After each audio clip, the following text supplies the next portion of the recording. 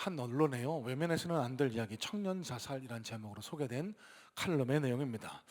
자, 이렇게 이야기합니다. 소비와 유행을 선도하는 MZ, 단군 이래 최고의 스펙을 가진 세대, 할 말은 하는 당찬 90년생, 거기에 새롭게 등장하는 디지털 신인류 알파 세대까지 자본주의 시장에서 늘 입맛대로 소비되고 휘황찬란하게 호명되는 청년들, 우리를 향한 이 뜨거운 열광 아래 더 이상 외면해선 안 될 이야기가 있다. 바로 청년들의 죽음이다. 한국에서는 너무나 많은 청년들이 자살로 죽는다. 여러분, 우리 대한민국이요, OECD 국가들 가운데 자살률 1위가 된 지는 이미 오래전 이야기입니다. 그 가운데도 우리가 꼭 주목해야 할 이야기는 10대에서 30대에 이르는 우리 청년들이 스스로 생을 마감하는 경우가 너무나 많다는 사실입니다. 자, 통계청에서 발표한 조사 내용인데요.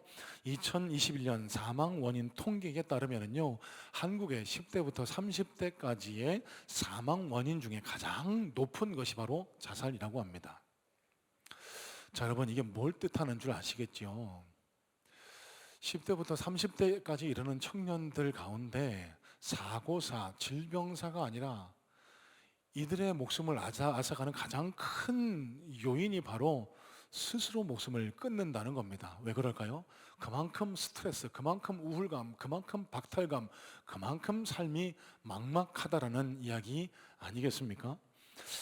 이 칼럼을 쓴 기자가 이렇게 이야기를 해요. 정답이 있는 삶을 강요하는 한국 사회의 과도한 경쟁 속에서 자라났지만 사실 정답은 없었어라는 허무한 결말을 맞이한 저성장 시대 청년 세대들, 청년들에게 닥친 코로나는 잔인했다. 노동시장은 위축됐고 부채는 더 커졌고 양극화는 더 심해졌다. 부모로부터 물려받는 사회적 경제적 지위의 후광이 그 어느 때보다 크다. 상대적 박탈감과 성공에 대한 압박은 청년들을 점점 더 우울하고 고립되게 만든다. 여러분, 우리가 이제 심심치 않게 기사를 통해서 접하는 사실은요, 전세 사기로 전 재산을 날린 청년이 스스로 목숨을 끊었다는 이야기. 여러 차례 여러 해 동안 취업의 문을 두드렸지만 더 이상 희망이 보이지 않아 스스로 생을 마감했다라는 이 땅의 꽃다운 청년들의 이야기입니다. 여러분, 어디 청년들 뿐이겠습니까? 오늘 디공주일, 청년주일을 맞아서 이런 이야기로 말씀을 시작하고 있지만은요, 참 오늘 이 기사를 접하면서 마음이 더 아리고 안타까웠던 것은 여기 앉아 계신 기성세대 분들도 이 땅을 살아가는 어느 누구나, 특별히 우리 그리스도인들 가운데 너무나 많은 어려움 가운데 있는 분들을 제가 알고 깨닫고 있기 때문입니다.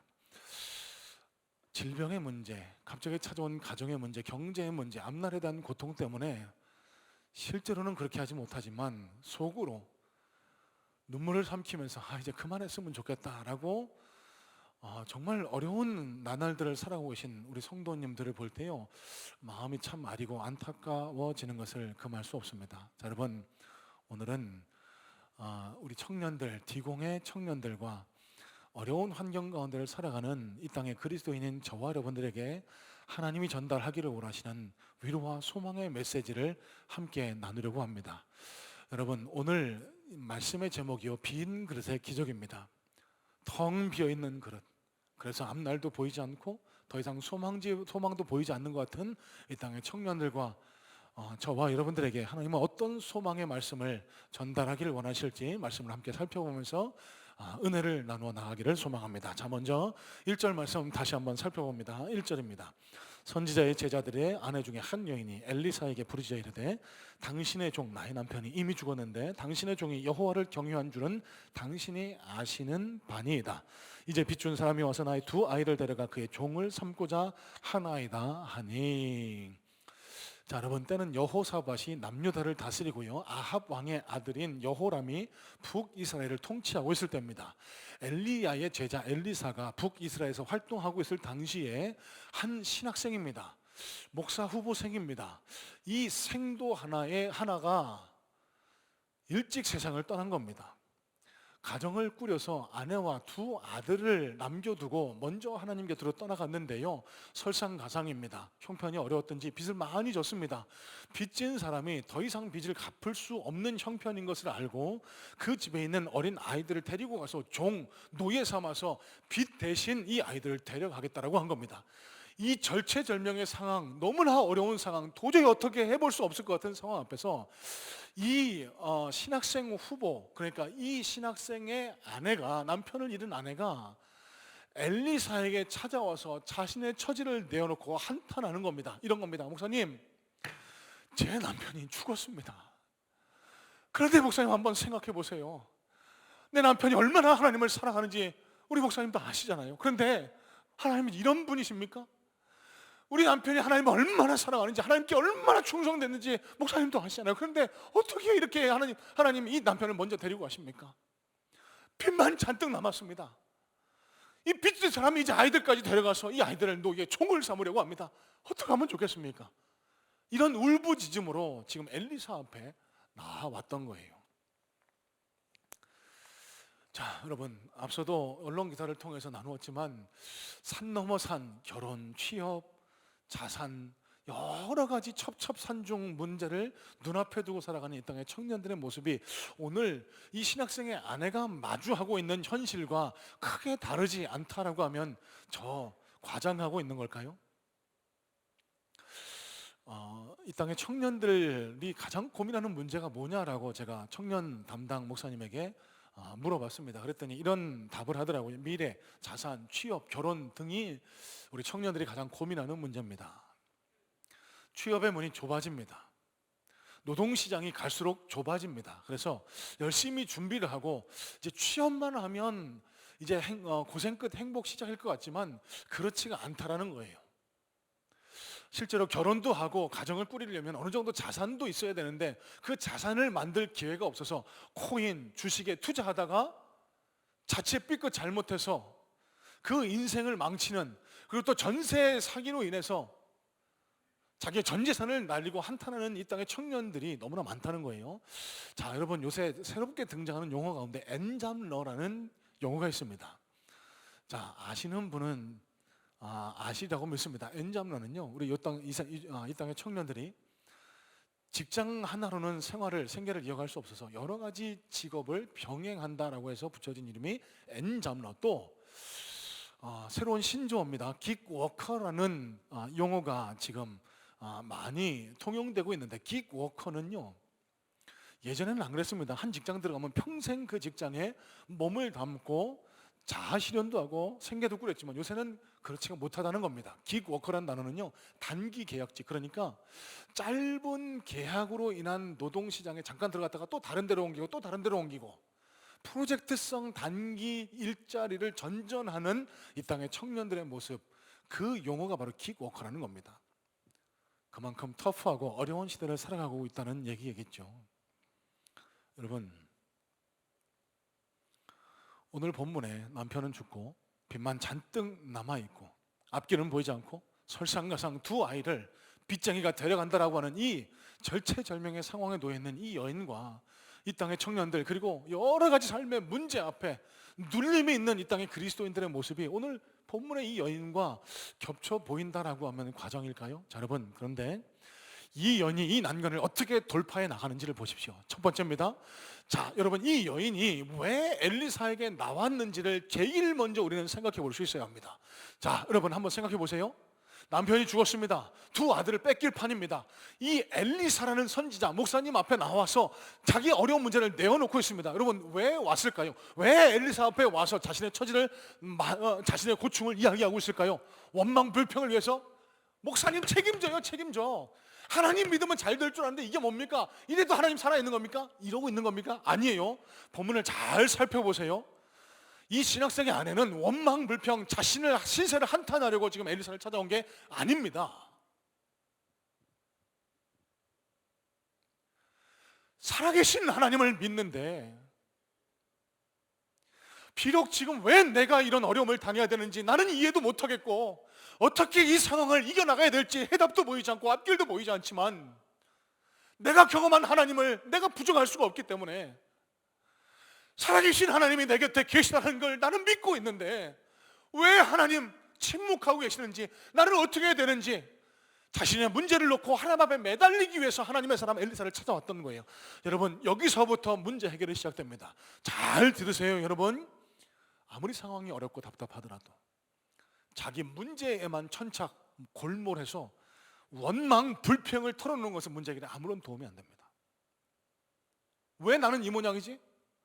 왜 나는 이 시대에 태어나서 취업하기도 힘들고 결혼하기도 힘들고, 왜 나는 가난한 부모님 밑에 태어나서, 왜 나는 해도 안 되는 이런 안 좋은 머리를 갖고 태어난, 그건 문제 해결, 내 삶을 바꾸는데 이런 한 푼도 도움이 안 된다는 얘기입니다.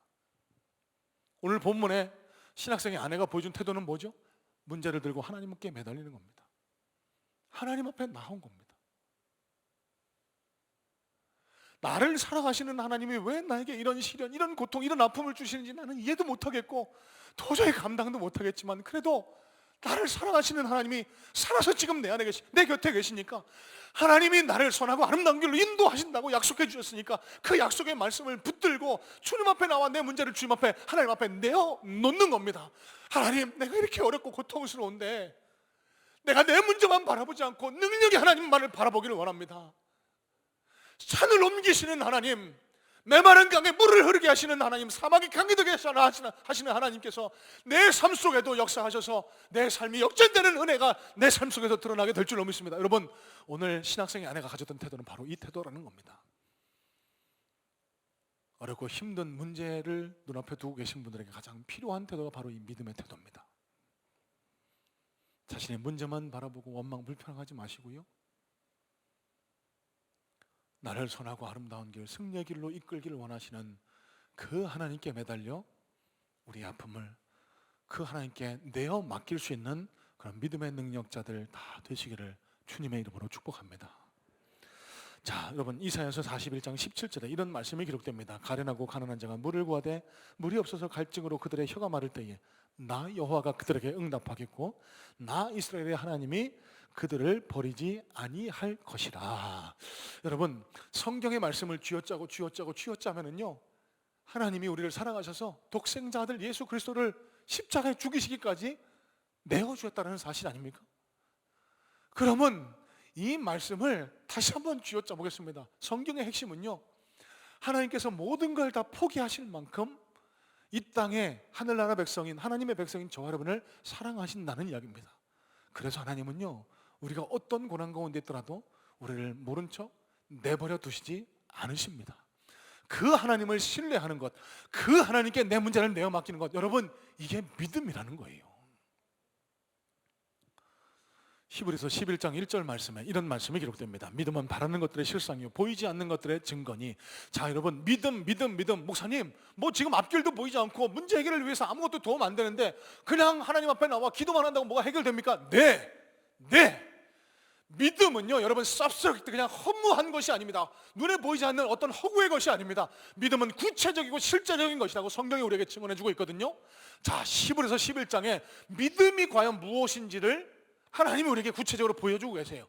자, 믿음은 바라는 것들의 실상, 보이지 않는 것들의 증거. 이 구절을요, 원문에 가장 가깝게 번역하고 있는 NKJV 성경으로 한번 보겠습니다. 이렇게 번역을 합니다. Faith is the substance of things hoped for, the evidence of things not seen 이라고 그렇게 기록을 해요. 자, 무슨 뜻일까요? 여러분, substance는요, 실체입니다. 실체. 그게 믿음은 뭘 실체 만든다고요? 우리가 소망하는 것. 우리 청년들, 우리 앞길이 어떻게 될지 모르지만 내가 이렇게 되기를 소망합니다. 하나님 앞에 매달려 기도할 때 그 소망을 실체로 만들어주는 것이 믿음의 능력이라는 겁니다. 또 things not seen, 지금 내 눈앞에는 해결이 보이지 않지만, 내 질병이 어떻게 나을지, 내 문제가 어떻게 해결될지 모르겠지만, 아무것도 모르는 깜깜한 암흑 같지만 믿음으로 하나님께 나아갈 때 The evidence가 뭐죠? 눈에 보이는 증거입니다. 눈에 보이도록 증거 삼아 주시겠다. 여러분, 이게 하나님을 향한 믿음의 능력이라는 사실이에요. 어둡고 막막한 어려운 시대를 살아가는 이 땅의 청년인 디공 청년들에게 저는 호소합니다. 어렵고 힘들더라도 문제만 바라보지 마시고 원망불평하지 마시고 하나님께 매달리는 믿음의 능력자들 되시기를 주님의 이름으로 축복합니다. 이 예배 함께 하시는 우리 모든 성문의 성도님들에게도 이 믿음의 능력이 갖춰질 수 있기를 소망해요. 아무리 어렵고 힘드셔도요, 포기하지 마세요. 낙담하지 마세요. 원망 불평하면서 시간을 허비하지 마세요. 하나님의 뜻을 이해하기도 어렵고 도저히 견딜 수 없는 고난 가운데서도 이 고난을 넘어서 하나님께서 내게 허락해 주실 그 아름다운 축복을 바라보시고 소망하는 것들을 실체로 만드시는 그 하나님께 대한 믿음을 소유하심으로 하나님 놀라운 능력의 역사, 빈 그릇을 채우시는 역사가 우리 모든 성문의 성도들, 우리 성문의 청년들에게 경험될 수 있기를 간절한 마음으로 소망하고 축복합니다. 자, 두 번째입니다. 2절 말씀을 살펴볼 텐데 제가 세번역 성경으로 한번 읽어보겠습니다. 2절입니다. 엘리사가 그 여인에게 말하였다. 내가 어떻게 하면 도움이 되겠는지 알려주시오. 집 안에 무엇이 남아있어? 그 여인이 대답하였다. 집 안에는 기름 한 병 말고는 아무것도 없습니다. 자, 여러분, 앞서 캄캄하고 막막하고 어려운 환경 가운데서도 빈 그릇이 채워지는 놀라운 기적의 역사를 체험하기 위해선 제일 먼저 있어야 할 것이 믿음의 능력이라고 말씀드렸죠. 자, 여러분, 거기에 그쳐서는 안 됩니다. 하나님께서는 우리에게 두 번째 요소, 믿음의 자세까지도 요청하고 계세요. 그게 뭘까요? 여러분, 작은 것이라도 내게 있는 것을 하나님 앞에 내어드릴 수 있어야 합니다. 남편은 죽고 두 아들을 노예로 종으로 빼앗길 위기에 처해 있다는 이 신학생 아내의 호소를 들은 엘리사가요, 좀 듣기 어려운 이런 이야기를 합니다. 내가 어떻게 해줬으면 좋겠습니까? 뭐 당신은 가진 게 도대체 뭡니까? 대뜸 이렇게 물어요. 그랬더니 이 신학생의 아내가 이렇게 대답합니다. 우리 집에 기름 한 병밖에 남은 것이 없습니다. 아마도 찢어지게 가난했던 것 같아요. 더 이상 팔았을 물건도 예물도 더 이상 뭐 돈 나올 구멍이 없었던 것 같습니다.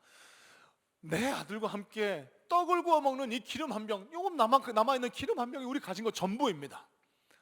그때 엘리사가 이해할 수 없는 부탁을 합니다. 나가서 이웃들에게 그릇을 빌려오세요. 그리고는 방문을 닫고 들어가서 그 그릇에 기름을 채워보세요. 이해하기 어려운 요청이었지만 이 신학생의 아내는 엘리사의 말에 그대로 순종합니다. 아들들을 보내서 이웃들에게 그릇을 구해오라고 합니다. 그릇을 가져다 놓으면 이 아내는 그 그릇에다 기름을 붓기 시작합니다. 여러분, 여기서부터 놀라운 역사가 시작됩니다. 기름이 그치지가 않는 거예요. 부어도 그 기름이 계속 흘러나오는 겁니다. 빌려온 그릇에 기름이 다 찼을 때 그 기름이 흘러나오는 역사는 딱 그쳤고 그 기름을 팔아서 빚도 갚고 생활을 하게 되었다는 이야기가 오늘 본문의 주된 내용입니다. 자, 여러분, 이 사건, 이 빈 그릇에 기름이 채워지는 사건을 통해서 하나님이 우리에게 요청하시는 바가 있습니다. 그것은 그녀에게 남아있는 기름 한 병을 하나님이 요청하셨다는 사실이에요. 여러분, 하나님은 산으로 명하여 금덩어리가 되게 하라고 해도 하실 수 있는 분입니다. 무에서 유를 창조하신 하나님, 아무것도 없는 이 세상을 이 생명이 가득한 천지로 만드셨던 하나님이 왜 그냥 주실 능력이 없으시겠습니까? 하지만 하나님의 일하심의 법칙은 그렇지 않습니다. 하나님께서는요, 내가 너에게 역사할 텐데 네게 있는 그것을 내게 가져와라. 하나님은 우리에게 이렇게 요청하고 계시는 거예요.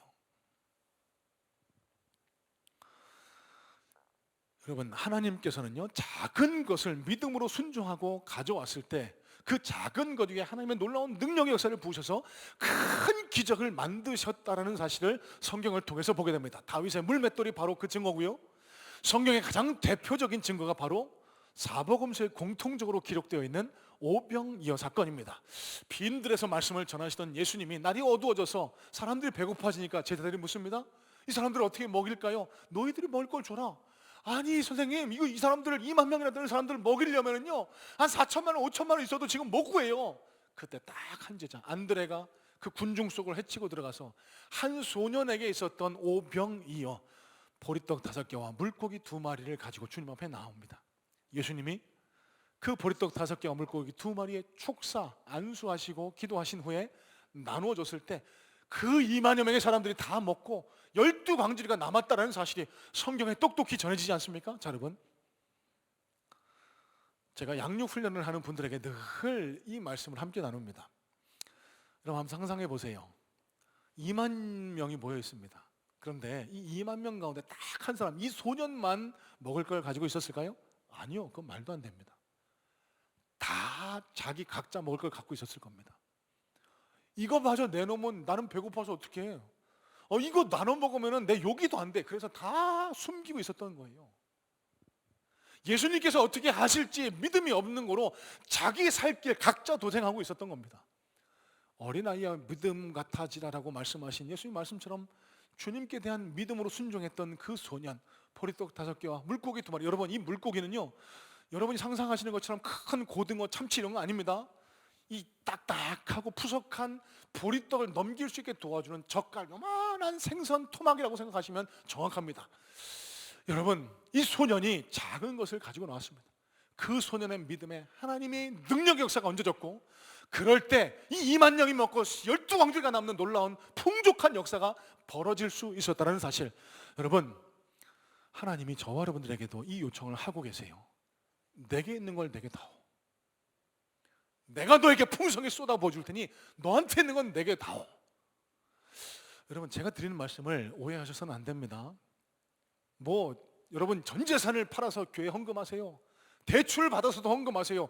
여러분, 그러면 저는 이만입니다. 신천지 교주입니다. 여러분, 그렇게 요청하는 데는 다 이단 사입입니다. 제가 지금 헌금 말씀드리는 것 아니에요. 하나님이 저와 여러분들의 믿음에서 보실 수 있을 만한 작은 것이라도 하나님 앞에 보여드리라는 겁니다. 그게 예배가 됐든 기도가 됐든 성경을 보는 우리의 마음 자세가 됐든 하나님 마음을 감동시킬 만한 그 작은 것으로 내가 하나님을 얼마나 신뢰하는지, 내가 얼마나 하나님을 사랑하는지를 한번 표현해 보시라는 겁니다.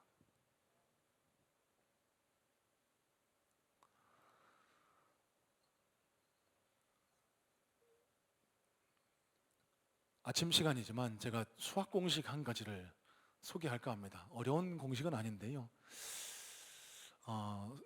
자막을 보여주실래요? 1 곱하기 0은 0입니다. 다 알고 계실 겁니다. 1이 연약한 존재에 불과한 저와 여러분 같은 한 인간이라면 1에다 0을 더하면 아무것도 없습니다. 0입니다. 하지만 1에다 무한대를 곱하면 뭐가 되죠? 무한대가 됩니다. 여러분, 제가 뭘 말씀드리고 싶을까요? 여러분 한 분, 저와 여러분 한 분 한 분이 다 연약한 하나하나는 존재밖에 안 되지만, 오늘 본문의 여인이요, 나 아무것도 없어요 그랬으면 어떤 일이 났을까요? 아무 일도 일어나지 않았을 겁니다. 하지만 여인에게 내게 있는 건 이 기름 한 병입니다.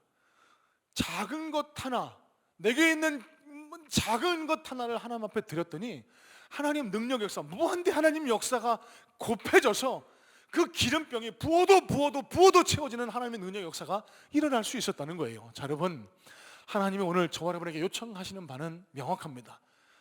저와 여러분들에게 보고 싶어하는 작은 것 하나, 그 믿음의 행동들 하나 하나님 앞에 보여드리자는 겁니다. 하나님 앞에 이거 해달라 저거 해달라, 내 질병도 고쳐주시고 내 사업도 번창하게 해주시고 내 자녀의 앞길도 열어주시고, 구하기만 하기 전에 내가 하나님 앞에 보여드릴 수 있는 그 무언가, 그 하나를, 작은 정성을 보여드리자는 겁니다. 자, 성도 여러분들에게 도전합니다. 이어지는 6월 한 달간 이어지는 한마음 보응성에 바쁘고 힘들고 지치고 금요일날 저녁 때면 얼마나 피곤해요, 얼마나 몸이 지쳐요. 하지만 주님 앞에 보여드릴 수 있는 정성을 하나님 앞에 보여드려보는 겁니다. 그 자리에 나와서 무릎 꿇고 기도해보는 겁니다. 그럴 때 하나님이 어떻게 역사하시는가를 한번 살펴보자는 거예요. 369 성경 통독운동, 왜 이 교회는 자꾸만 뭘 하라는 게 많은지 여러분 그렇게 보지 마시고, 그 말씀 읽는 걸 통해서 내 시간을, 내 정성을 하나님 앞에 올려드렸을 때 하나님이 내 삶에, 내 심령에 어떻게 역사하시는가를 한번 살펴보자는 겁니다. 매주일 연휴가 끼고 놀러 가자는 사람들은 주변에서 바글바글 나를 유혹하지만, 그래도 내가 주일은 하나님 앞에 드린다는 마음으로 예배에 나오는 이 귀한 믿음의 정성을 하나님 앞에 보여보자는 겁니다. 그런 이후에 하나님 앞에 어떻게 역사하시나를 한번 살펴보자는 거예요. 우리 청년들에게도 도전합니다. 나는 아무 재능이 없어, 나는 아무것도 가진 게 없어, 낙담만 하고 계시지 말고요, 하나님이 여러분들, 청년 여러분들에게도 귀한 은사, 귀한 달란트를 주셨어요. 그 달란트를 소중하게 여겨서 그 달란트를 잘 활용해 보라는 겁니다. 그 달란트를 하나님 앞에 맡겨 보라는 겁니다. 그 달란트로 하나님 나라를 섬기고 그 달란트를 계속 개발해서 하나님 앞에 귀한 영광을 돌리게 해달라고 하나님의 능력 역사를 한번 기도해 보자는 겁니다. 믿음으로 우리의 삶을 주님 앞에 내어 맡기고 내게 있는 작은 것이라도 하나님 앞에 내어드릴 때 오늘 본문에 빈 그릇이 가득가득 기름이 흘러 넘쳤던 것처럼 저와 여러분의 삶과 심령 속에도 이 놀라운 하나님 부어주심의 은혜가 충만하게 일어날 수 있기를 간절한 마음으로 소원하고 축복합니다. 자, 여러분, 마지막입니다. 3절 말씀을 다시 한번 살펴볼 텐데요, 3절입니다. 이르되 너는 밖에 나가서 모든 이웃에게 그릇을 빌리라. 빈 그릇을 빌리되 조금 빌리지 말고. 자, 엘리사 선지자의 말에 이 두 아들들이 그릇을 빌려왔습니다. 문을 닫고 기름병에 그 그릇에 기름을 붓기 시작합니다. 계속 기름이 나오네요. 우와, 얼마나 신났을까요? 여러분, 무슨 신기한 요술 램프에서 돈이 계속, 여러분 한번 머릿속으로 상상해 보세요. 그 ATM기에서 돈이 와르르 계속 쏟아져 나오는 거예요. 생각만 해도 즐거우시죠? 그거 같은 일이 일어난 겁니다. 계속 기름이 나오네요. 옆에 있는 아들들에게 야, 그릇 빨리 가져와. 엄마, 그릇 다 했어요. 그릇 더 가져와. 엄마, 없어요. 딱 그쳤습니다. 여러분, 본문에 표현되어 있지는 않지만 이 여인이 얼마나 안타까웠을지 여러분 상상해 보실래요? 조금만 더 빌려올 걸. 조금 더 빌려왔으면 더 기름 나올 텐데. 그래서요, 6절 말씀에 보시면 메시지 성경은 이렇게 번역을 합니다. Another jug, please.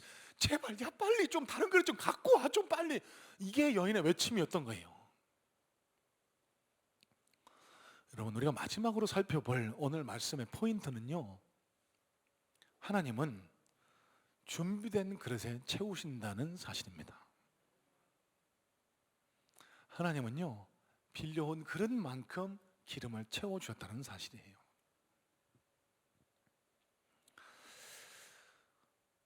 우리 청년 여러분들에게 도전합니다. 지금 마주하고 있는 현실이 녹록치 않습니다. 앞길은 보이지 않고 생활은 고달프고 알바와 학업, 여러 가지 직업을 병행해도 도저히 개선되지 않는 내 삶을 보면서 마음이 답답하고 힘들고 그렇게만 느끼고 계실까요? 여러분, 지금은요, 그릇을 준비하는 때입니다. 그릇을 준비하는 때예요. 그 그릇을 준비할 때 열심히 그릇을 넓게 준비하세요. 하나님 일하시는 방식은요, 요만큼 준비한 그릇에는 요만큼밖에 안 부어주세요. 이만큼 준비하면은요, 이 그릇이 차고 흘러넘치게 부어주시는 것이 하나님 일하심의 방법입니다.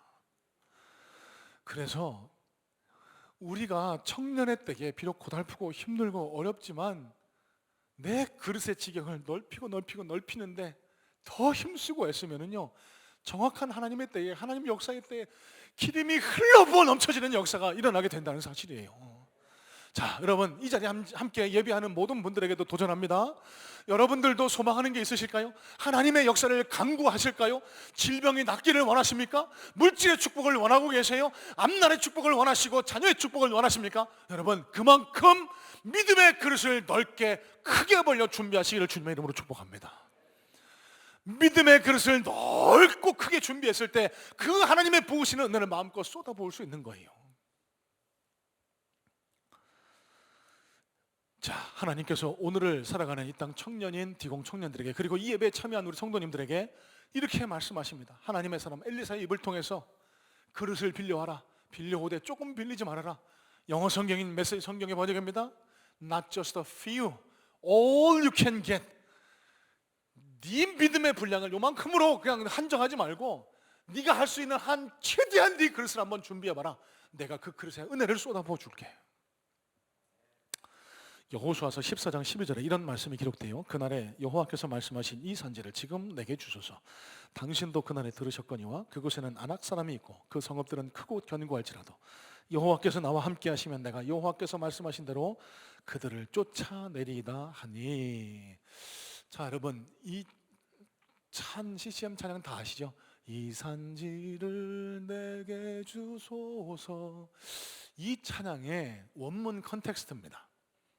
갈렙이라는 나이 많은 장수가요, 여호수아 앞에 와서 저 성읍을 나에게 달라고 한 겁니다. 자, 그런데 여러분, 이 갈렙의 요청을 잘 이해하실 수 있어야 돼요. 갈렙이요, 마치 이 땅의 많은 그리스도인들처럼 하나님 이것도 주시고 저것도 주시고 막 달라 말해서 막 달라고만 한 게 아니에요. 하나님 이것도 주시고 물질도 주시고 자녀도 주시고 돈도 잘 장사도 잘 되게 해주시고 이렇게 기도한 게 아니라는 겁니다. 이 갈렙이 하나님 앞에 간구한 건 이런 내용이에요. 하나님, 내가 비록 나이도 많고 연약하고 능력은 부족할지라도 내가 저 아낙 자손들을 상대하겠습니다. 여러분, 아낙 자손은요, 다윗이 상대했던 골리앗의 선조입니다. 이 은유로 하면은 세상의 권세, 사단의 권세를 가리킵니다. 내가 아낙 자손을 상대하겠습니다. 저 성읍은 크고 견고한다고 할지라도 나는 비록 약하지만 하나님의 손을 붙들고 내가 열심히 지금껏 준비했으니 하나님의 능력이 내게 덧입혀지면 내가 능히 저 아낙 자손을 상대하게 될 줄로 믿습니다.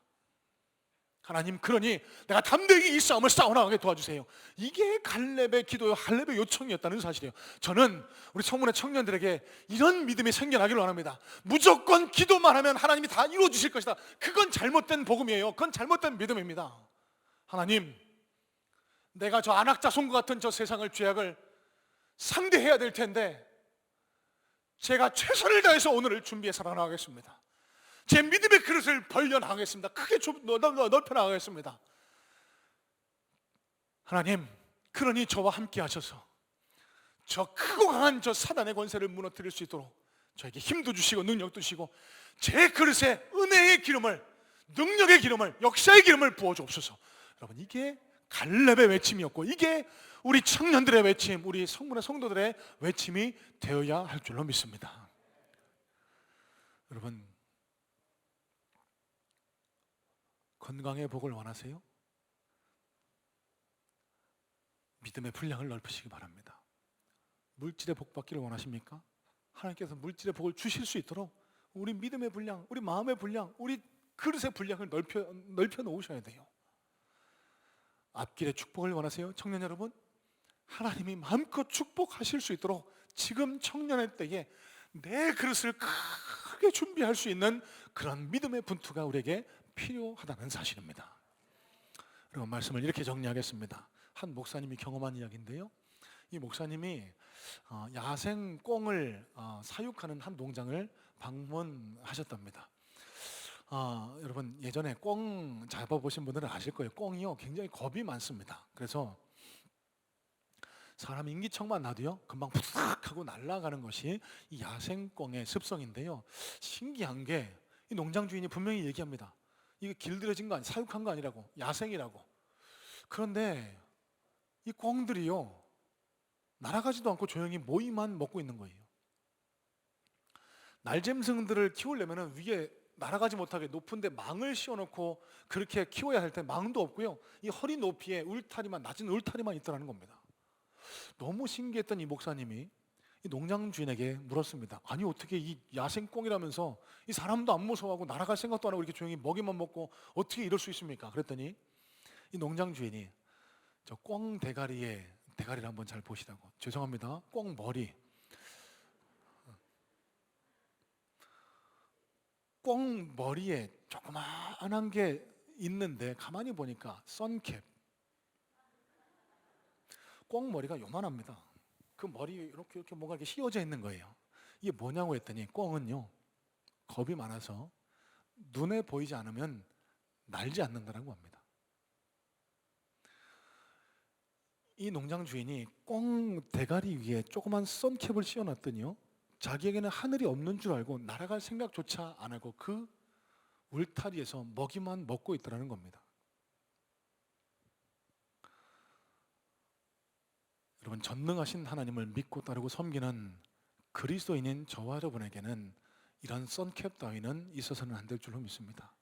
아니, 이런 선캡이, 이런 부정적인 자아의식이, 나는 안 된다는 이 패배의식이 지금 내 심령에 씌워져 있거든. 오늘 말씀을 통해 이 꿩대가리 선캡 같은 이 부정적 패배의식을 벗어 던질 수 있으시기를 주님의 이름으로 축복합니다.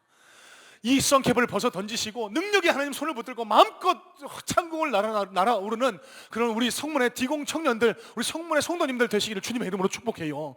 자, 여러분, 어렵고 힘든 환경이지만 믿음으로 주님 앞에 나아가서 주님 앞에 매달릴 때, 그리고 내게 있는 작은 것이라도 주님 앞에 드릴 수 있는 믿음을 갖춰 나갈 때, 그리고 하나님이 마음껏 축복하실 수 있도록 우리 믿음의 분량을 넓혀 나갈 때, 우리 믿음의 선캡을 벗어 던지고 훨훨 그 능력에 하나님의 능력을 도움받아 이 세상을 정복하고 하나님의 이름을 영광되게 드러내는 우리 모든 성문의 청년들, 성문의 그리스도인들 다 되시기를 주님의 이름으로 축복합니다.